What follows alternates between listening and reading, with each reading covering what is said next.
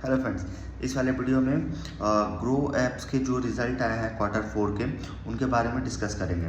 तो ग्रो देखोगे तो ये इंडिया का जो है वो largest digital investment platform company है।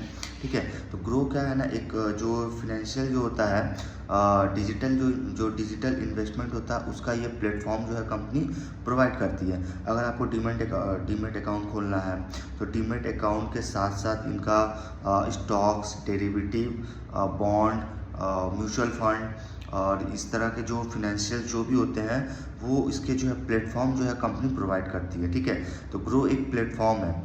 ठीक है, देन कंपनी जो है वो ऑपरेट्स करती है डायरेक्ट टू कंज्यूमर मॉडल। जो मतलब जो ग्रो ऐप्स है वो जो कंपनी है वो ऑपरेट्स करती है डायरेक्ट टू कंज्यूमर मॉडल। और इसके साथ साथ जो कंपनी जो फिनेंशियल प्रोडक्ट मतलब जो फिनेंशियल प्रोडक्ट जो कंपनी जो है वो ऑफ़र करती है, जैसे stocks, derivatives, bond, mutual fund, ठीक है, मार्जिन ट्रेडिंग फैसिलिटी, ये सारा कुछ जो है कंपनी जो ऑफ़र करती है। ठीक है, ऑफ़र मीन्स यही प्रोडक्ट जो है कंपनी ऑफ़र करती है कंज्यूमर्स को।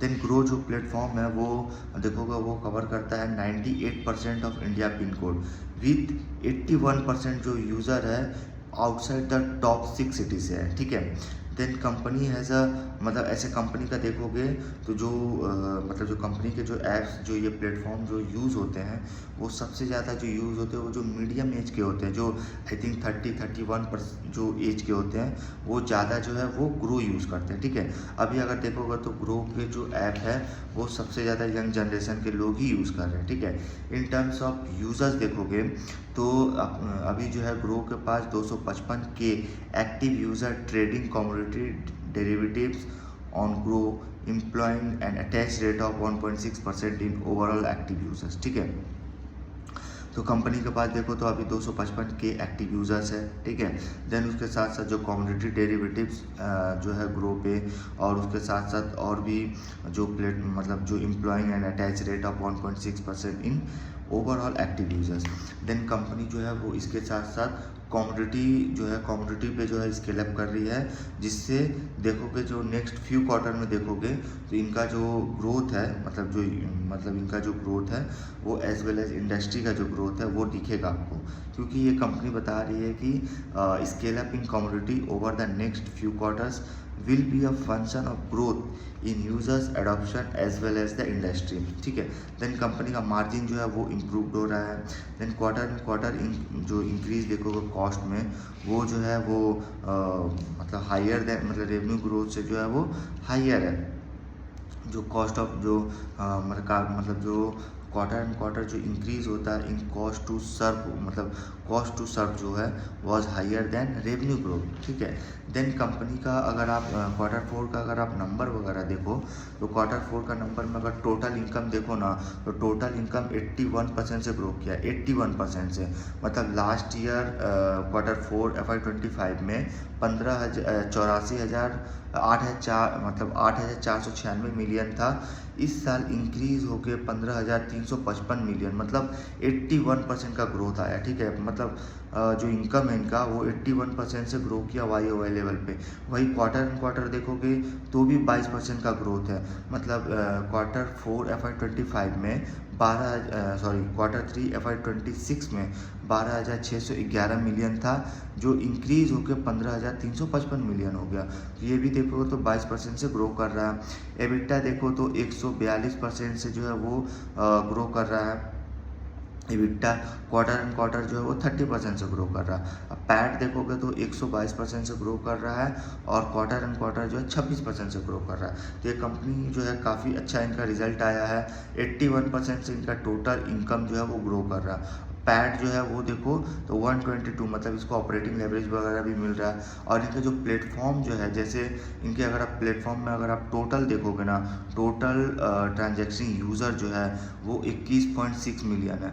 मतलब जो इंक्रीजमेंट है वो देखोगे ईयरली 25% से इंक्रीज़ हुआ और क्वार्टरली 6% से इंक्रीज़ हुआ।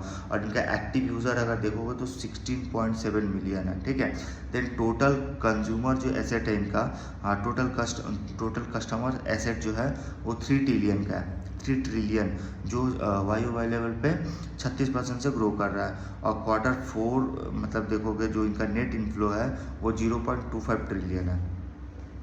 और इनका मार्केट शेयर देखोगे अक्रॉस प्रोडक्ट, मतलब इनके जितने भी प्रोडक्ट है उनमें अगर इनका मार्केट शेयर देखो तो जैसे म्यूचुअल फंड है, तो म्यूचुअल फंड में जो SIP का इन्फ्लो होता है उसमें देखोगे तो 96,573 मिलियन Q1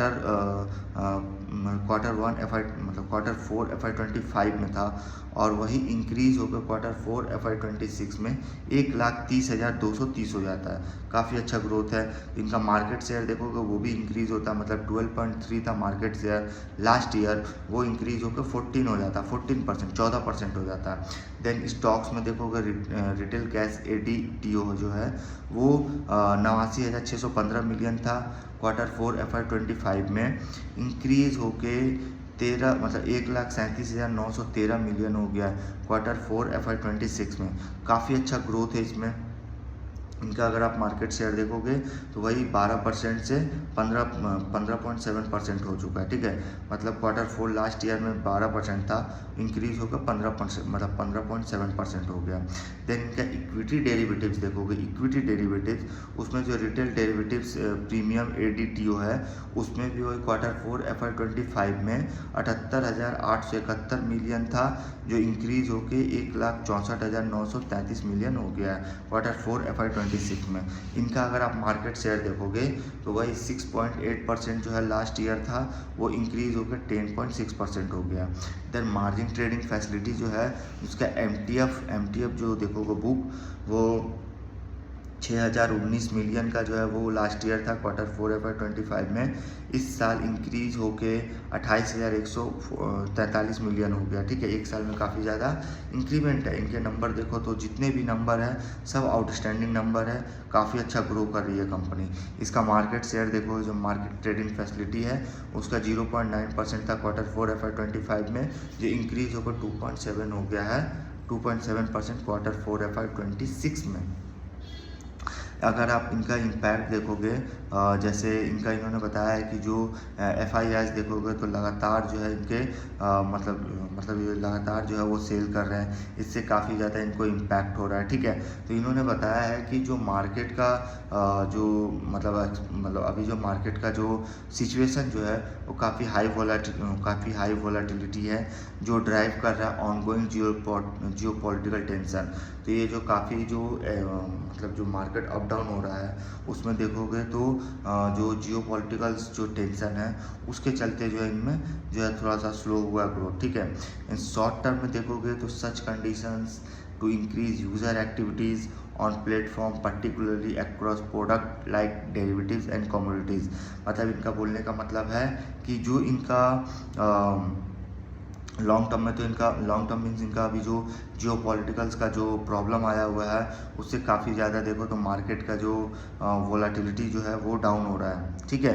देन इम्पैक्ट जो है वो कंटिन्यू देखोगे तो सेल कर रहा है, FIIs जो है कंटिन्यू सेल किए जा रहा है। बट शॉर्ट टर्म में देखोगे तो ये कंडीशन जो है वो मतलब जो यूज़र एक्टिविटी को बढ़ाएगा इसके प्लेटफॉर्म पे, जिससे इनका across product like derivatives and commodity जो है वो ड्राइव होगा। Then customer asset on platform decline देखोगे तो ये भी इन्होंने बताया कि जो net inflow cash during stood देखो 250 बिलियन का due to market movement due the period. Total consumer देखोगे एसेट्स डिक्लाइन 33 बिलियन का, ठीक है। तो काफ़ी ज़्यादा इनका रिड्यूस हुआ है, इनका मतलब जो इनका कस्टमर जो एसेट है वो काफ़ी ज़्यादा रिड्यूस हुआ है, ठीक है।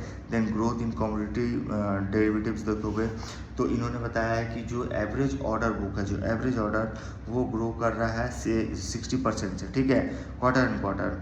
देन इनका Q4 में active users trading commodity derivatives grow मतलब देखोगे तो काफ़ी अच्छा ग्रो किया है।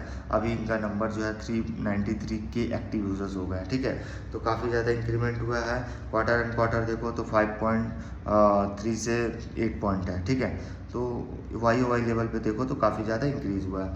देन कंपनी अगर देखो तो कंपेयर कर रही है जो डिप्लॉइंग कैश, एक्चुअली इनका पैट देखो ना, पैट में 122% से YoY लेवल पे ग्रो किया, मतलब 6,864 मिलियन पैट वो जो है इंक्रीज़ हुआ है, जनरेट किया गया है।